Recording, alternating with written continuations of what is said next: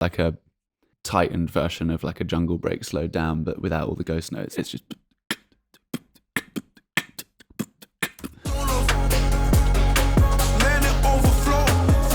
Which I guess is why I like having the feeling of these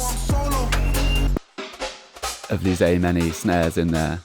That's a sample from the amen break, I think. So that, because I wanted it to have the sonic of that exact snare, like tickles something in a certain corner of nostalgia. So that to me is that still has the Primal feeling, but only in the last 30 years. To anyone who was raised on jungle and those things. Yeah, I think maybe the bit that's sort of coming, I think now I feel like I'm probably entering into a more production mindset. Like now I'm like, okay, I understand the bones. I know the harmony and the lyric that is the key and the emotion that is guiding it. And so then I think now it starts to feel like now I tried, for example, all these different drum beats like this. This is one. These are all just ones I've made that I can just drag in, or I think that might even be like a loop from somewhere. And then there was this.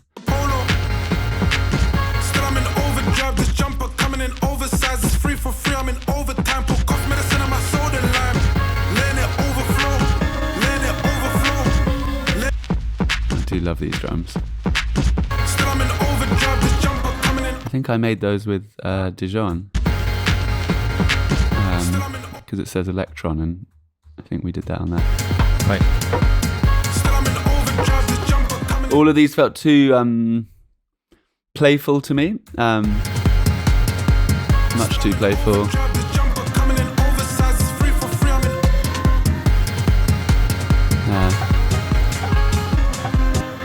And then there was this one.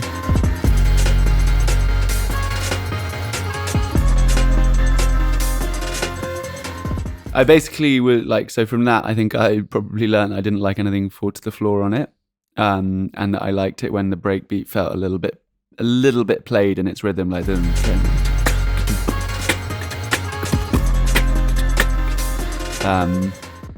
And then I remade them on sounds that felt better and knocked a bit more, I think. And that was like the core bones of it, which is with these. Turn off the rain, you remember the weather. Shoot that shot, we're aiming together. We're aiming together. We're aiming together. Life goes on in my head. I'm solo. Still I'm in overdrive. This jumper coming in oversized. Will cough medicine in my soda line. The drums were more of a pattern sort of journey than a sonic one. I don't think like there's definitely songs with more striking drum tones, but the quest for me was to just like, it was mainly just finding get. It's kind of like a super tightened version of like a jungle break slowed down, but without all the ghost notes. Instead of it's just.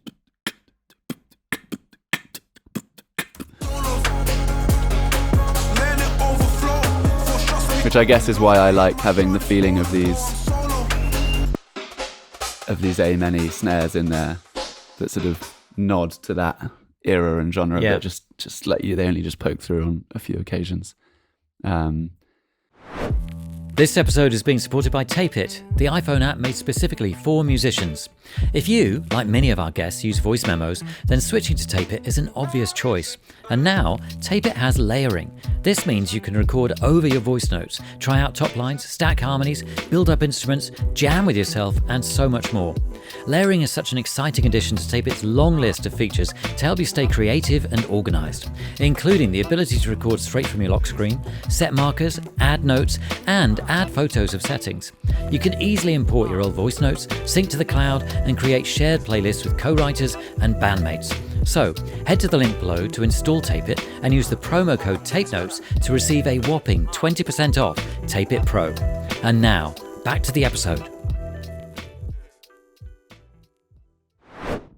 And are these, I mean, you said maybe some of these were created by your brother originally, or, I mean, and are they real sounds? Are they synthetic sounds? Are they a combination of a whole different things? Yeah, I wouldn't be able to remember totally. yeah. I think there'll be generally the start point is often something real. Like usually I'll make like hits from just like that and that. Like that's just like to me the best sound ever. Just the sound of things hitting wood, and like all the different, and also that like I don't want to unplug all the stuff, but hitting a a pen, a glass, and I think all of yeah. these sounds I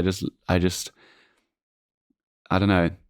We think we talk quite a lot in the studio about things that feel like they're like primal, that we like them, like wondering. There are some sounds that I think we are primally drawn to, and I think that is one, because I don't think.